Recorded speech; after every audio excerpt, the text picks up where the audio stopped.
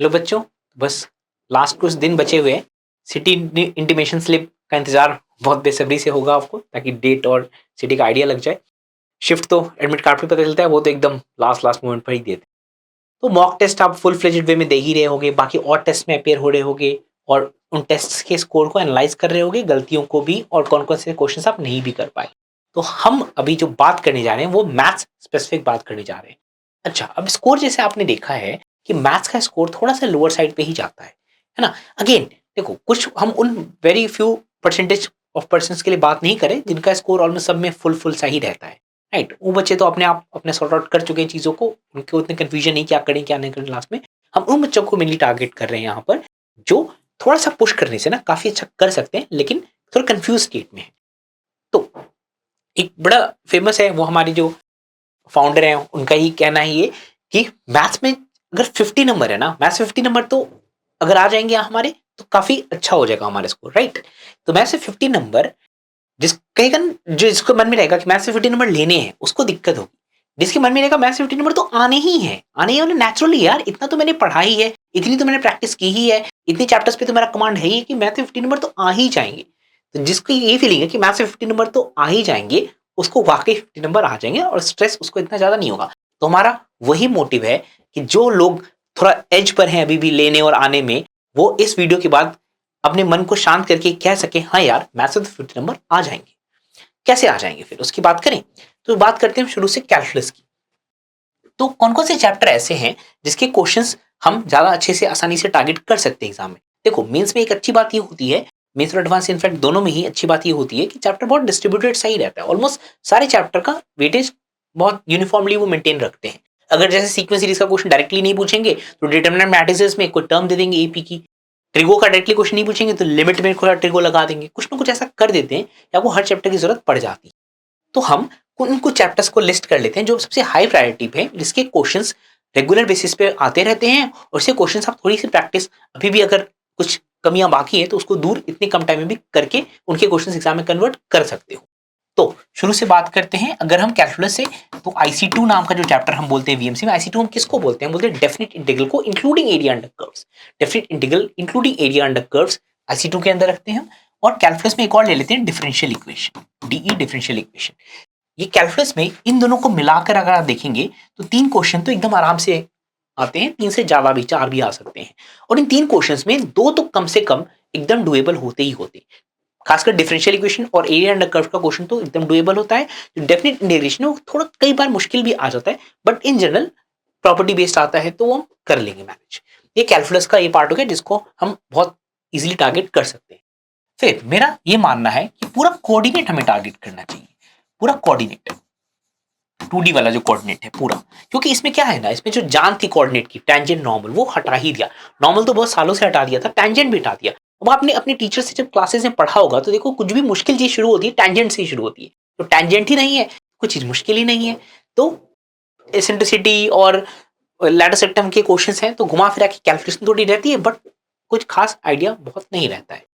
तो 2D coordinate को तो पूरा पूरा टारगेट करना चाहिए। 2D कोऑर्डिनेट को पूरा टारगेट करेंगे तो एक क्वेश्चन स्ट्रेट लाइन में, 1 से 2 क्वेश्चन सर्कल में और 3 क्वेश्चन करीब करीब कॉनिक में। तो 6 क्वेश्चन, 6 क्वेश्चन आप यहाँ टारगेट कर पाएंगे, जो ऑलमोस्ट श्योर है कि सारे के सारे क्वेश्चन आप एग्जाम में कन्वर्ट कर ही दोगे। फिर एक स्ट्रेट चैप्टर आता है स्टैटिस्टिक्स।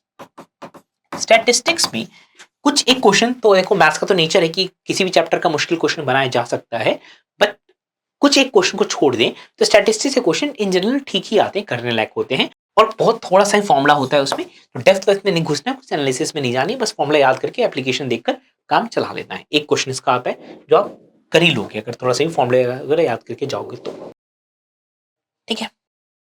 फिर वेक्टर थ्री का जो पोर्शन होता है, राइट, वेक्टर थ्री का जो पोर्शन होता है, वेक्टर एंड थ्री, ठीक है, वेक्टर एंड थ्री का जो पोर्शन होता है, तो इसके 2 से 3 क्वेश्चन रहते हैं। चलो आप 3 लिख लो, 2 भी हो सकते हैं, थोड़ा सा एक ऊपर नीचे हो जाएगा। तो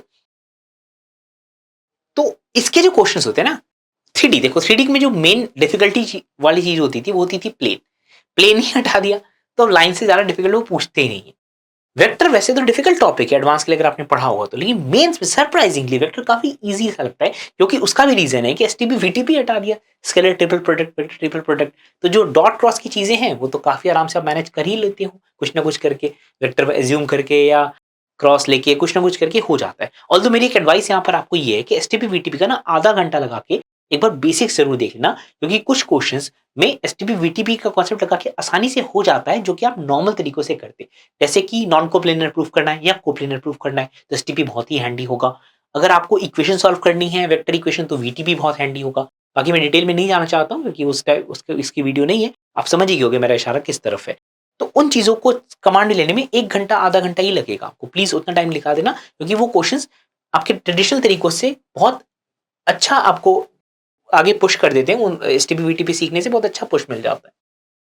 तो ये तो एकदम मस्ट पार्ट है मैथ्स का, ये तो आपको करना ही करना है, राइट, ये तो करना ही करना है। इससे आप देखो करीब 13 क्वेश्चंस, मतलब half way around 13 questions target कर रहे हो, जिसमें से मान लो कि 2-3 अगर नहीं भी हो पाए तो 10 क्वेश्चंस तो यहाँ पर हमारे हो ही जाते हैं। फिर अब मैथ्स में बात आती है एक्यूरेसी की, तो मुझे लगता है कि मैथ्स में आप सॉल्व करते हो पूरा पूरा ईमानदारी से तो आंसर आ ही जाता है, नहीं होता अलग बात है, लेकिन गलती होने के चांस होता तो है, गलती होने के चांस लेकिन कम होता है। तो एक्यूरेसी हाई ही मेंटेन करने की कोशिश करो मैथ्स में, जितना करो उतना तो सही कर दो। तो ये 10 क्वेश्चंस ये हो गए, ये टॉप कैटेगरी में आ गया, ये टॉप कैटेगरी में आ गया। अब मिडिल कैटेगरी को देखिए, अगर हम ठीक है मिडिल कैटेगरी को देखिए, मिड कैटेगरी को, मिड कैटेगरी में एक मैट्रिक्स डिटरमिनेंट एमएनडी आता है। एमएनडी के 2 क्वेश्चंस पे आ जाते हैं, 1 से 2 क्वेश्चन आ जाते हैं एमएनडी में पर्टिकुलरली वो वाला पार्ट जो इक्वेशन सॉल्विंग का पार्ट है। एमएनडी में मैट्रिक्स डिटरमिनेंट पर्टिकुलरली जो इक्वेशन सॉल्विंग का पार्ट है वो तो बहुत ईजी है और बहुत इंपॉर्टेंट है, एग्जामिनेशन में रेगुलर इंटरवल पे उसको रिपीट करते रहते हैं। बाकी जो एडजॉइंट के डिटरमिनेंट वाले फॉर्मूले नहीं होते हैं उसकी चीजें, या सिंपल डिटरमिनेंट कैलकुलेट करना, मैच करना, ये सब तो बहुत फ्रीक्वेंटली आता है और एकदम डुएबल होता है, तो मैट्रिक्स डिटरमिनेंट कर लेना चाहिए आपको। पीएनसी प्रोबेबिलिटी, पीएनसी प्रोबेबिलिटी अगर आपका नेचुरली स्ट्रांग है तो ठीक है, अगर आपका पीएनसी प्रोबेबिलिटी नेचुरली स्ट्रांग है तो ठीक है। अगर नेचुरली स्ट्रांग नहीं है ना तो फिर इतना ज्यादा अभी बुरा मानने की जरूरत नहीं, इतना दुखी होने की जरूरत नहीं, इसको छोड़ दो यार। 1-2 चैप्टर ही, इतने सारे चैप्टर्स में टोटल आप फिजिक्स केमिस्ट्री मैथ्स मिलाओगे तो इतनी चैप्टर्स में से 1-2 चैप्टर्स हैं, ज्यादा स्ट्रांग या ज्यादा कमजोर होने से भी बहुत ज्यादा डिफरेंस नहीं होता। हाँ, ये जरूर एडवांटेज है कि जिनका पीएनसी प्रोबेबिलिटी नेचुरली स्ट्रांग है वो तुरंत क्वेश्चंस कर लेते हैं और टाइम बच जाता है, लेकिन अगर नहीं है ना तो फ्रेंकली आप इस इतने कम टाइम है उसको स्केल अप नहीं कर सकते। वो शायद अगले मेंस के लिए आप टारगेट कर सकते हो, बट इस मेंस के लिए अगर नेचुरली स्ट्रांग है तो ठीक है, अदरवाइज लेट इट गो। वो आप अपने इतने टाइम में अपने मॉक टेस्ट में क्वेश्चन से जज कर लेते होगे कि आप क्वेश्चंस कर पाते हो कि नहीं कर पाते हो। ये मिड लेवल में इन चैप्टर्स को हम रखते हैं। और फिर अब आखिरी में इसके बाद भी अगर आपके पास टाइम बच जाता है आप और करना चाहते हैं तो जो लास्ट वाला जो लेवल है वो बाकी सारे हो गए। बाकी सारे को देखो, शुरू से देखो, क्वाड्रेटिक तो देखो फंक्शन में होगा, क्वाड्रेटिक को अलग से क्या पढ़ना, वो तो फंक्शन में ही हो जाएगा। ट्रिगो हो गया, सीक्वेंस हो गया, बाइनोमियल, ठीक है। कॉम्प्लेक्स को हम लास्ट लिस्ट, कॉम्प्लेक्स को छोड़ देंगे, कॉम्प्लेक्स जिनके कर रखा हुआ ठीक है, लास्ट में कॉम्प्लेक्स नंबर जैसा बड़ा चैप्टर तो आप नहीं कर सकते। ट्रिगो सीक्वेंस बाइनोमियल 11th का सारा कंप्लीट हो गया। फंक्शंस 12th में। इनवर्स तो क्या, इनवर्स तो छोटा चैप्टर है, वो तो आपने कर ही लिया होगा। लिमिट्स वाला DC1 कहते हैं हम उसको, लिमिट्स वाला चैप्टर। AOD को हम DC2 कहते हैं। IC1 को भी मैं लास्ट में रख दूंगा। बस ये हमारा लास्ट वाला लेवल हो गया, मतलब थर्ड लेवल कहते हैं लास्ट की जगह थर्ड।